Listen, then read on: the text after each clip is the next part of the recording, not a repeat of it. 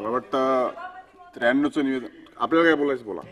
आहे ना सभापती महोदय, सभागृहाचे विरोधी पक्ष नेते अंबादास दानवे यांनी सभागृहाच्या कामकाजाबद्दल इथे जे काय नमूद केलं त्याच्याशी आम्ही देखील सगळे सहमत आहोत.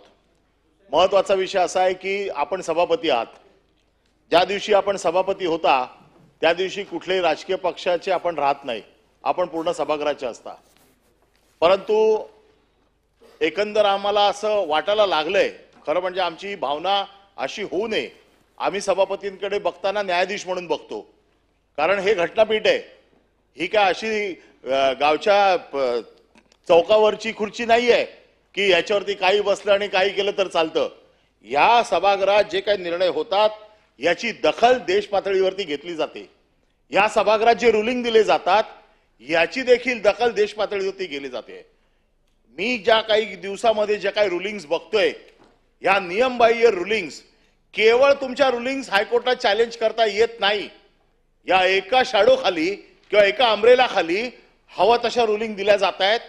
घटनेची पायमल्ली होते, घटना तोडली मोडली जाते. कारण मी काल देखील सगळ्या वरिष्ठ वकिलांना जे घटनेचे तज्ञ आहेत या तज्ञ वकिलांशी बोलून मी माझं मत मांडतोय. घटनेची आपण 2 दिवस आपल्या सभागृहात बैठक होणार आहे, त्या दिवशी मी सविस्तर बोलीन घटनेबद्दल की कशी घटनेची मोडतोड या सभागृहामध्ये होते. पण महत्वाचा विषय असा आहे की बिझनेस ऑफ द हाऊसचा एक आपल्याकडे प्रथा परंपरा आहे. आपल्याकडे जे काय बिझनेस येतो तो आपल्याकडे लेखी स्वरूपात येतो आणि बिझनेस खाली वर करायचा अधिकार हा तुम्हाला आहे, पण तो तुम्हाला करताना हाऊसचा कन्सेन्स घ्यावा लागतो. असं एकतर्फी करता येत नाही. हाऊसचा कन्सेन्स घ्यावा लागतो. संसदीय कार्यमंत्र्यांना विश्वासात घ्यावं लागतं. संसदीय कार्यमंत्री सभागृहात टेबल करतात, हाऊसचा कन्सेन्स घेतात आणि त्याच्यानंतर बिझनेसमध्ये खालीवर करायचा अधिकार हा आपला आहे. आम्ही त्या अधिकारात पण जात नाही. पण आजकाल काय चाललंय, पॉइंट ऑफ इन्फॉर्मेशन मध्ये विश्वासाचा ठराव येतो.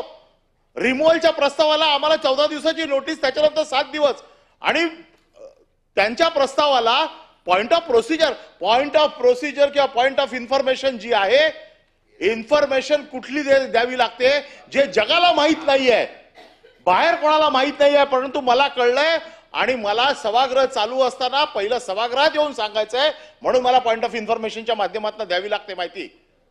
आदित्य ठाकरेंची केस ही कोर्टात किती दिवस चालू आहे? ही गेले 5 वर्ष चालू आहे.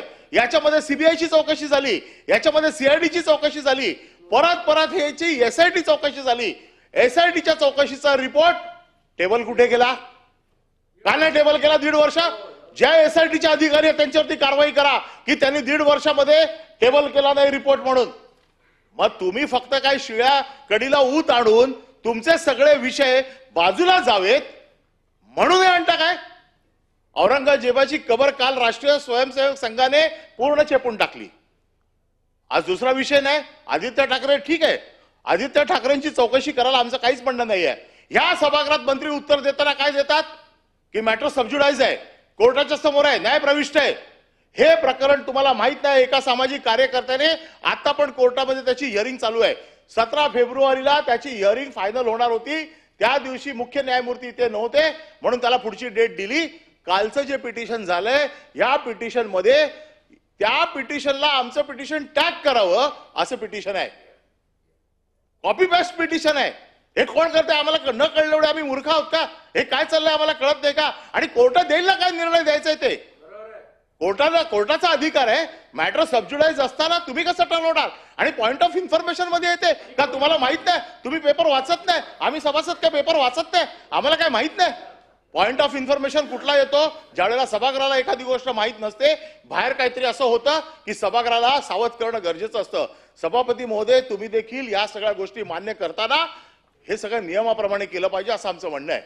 आणि म्हणून आदित्य ठाकरेंच्या वरती आज ज्यांनी प्रस्ताव आणलाय त्यांचं एकच ट्विट मी वाचून दाखवतो. त्यावेळेचं ट्विट त्यांचं काय, डॉक्टर मनीषा कायंदे त्यांनी ट्विट केले. त्यावेळेला सीबीआयचा रिपोर्ट आला. सीबीआयने ज्यावेळेला क्लीन चिट दिली त्यावेळेला सत्य परेशान हो सकता है, पराजित नाही, याची प्रचिती देशवासियांना आलेली आहे.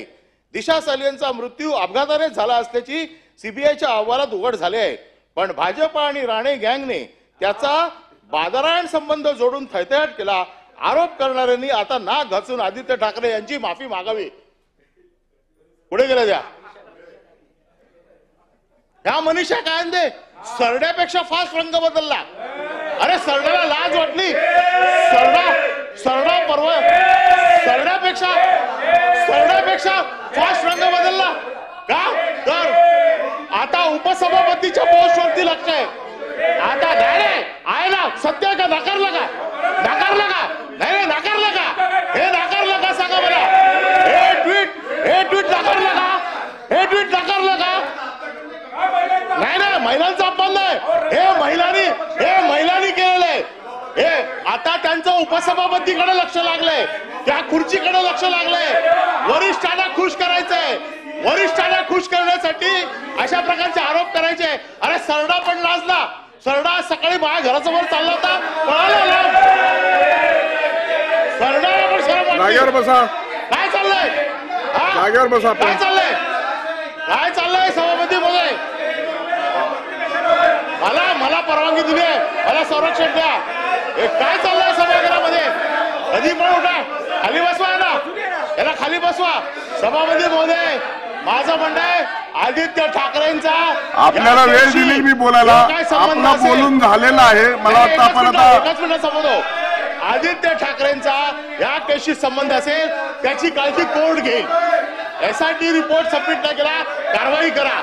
आणि दुसरी गोष्ट जी अंबादास दानवेंनी सांगितली, संजय राठोडची केस, जयकुमार गोरेची केस, याच्या बाबतीत तोंड उघडता. त्या जयकुमार गोरेच्या केसच्या बाबतीत तोंड उघडत नाही. त्याचे एवढे फोटो, नागडे उघडे फोटो जे आले सभागृहात, त्याच्या बाबतीत कोण बोलत नाही. काय चाललंय? काय फक्त काय ठरवून करायचंय? जयकुमार गोरेचा राजीनामा केला, त्याच्या राजीनाम्याची मागणी करा. जयकुमार गोरेचा राजीनामा नाही मागत, संजय राठोडचा राजीनामा मागत नाही का? फक्त काय विरोधी पक्ष कमजोर आहे म्हणून त्याला कसाही दाबायचा. आणि तुमचा सगळं अपयश कारभाराचं लपावं म्हणून तुम्ही करता. आता काय करता? त्यांनी बोला ना, किरीट सोमय्याची बायको आत्महत्या करायला चालली होती.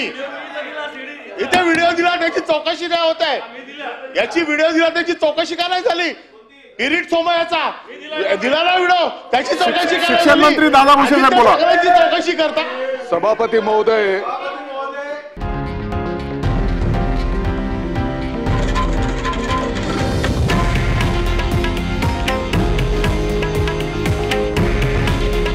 हे आहे देशातील नंबर 1 न्यूज नेटवर्क आणि आपण पाहत आहात TV9 मराठी. काळजी तुमची, हित महाराष्ट्राचं.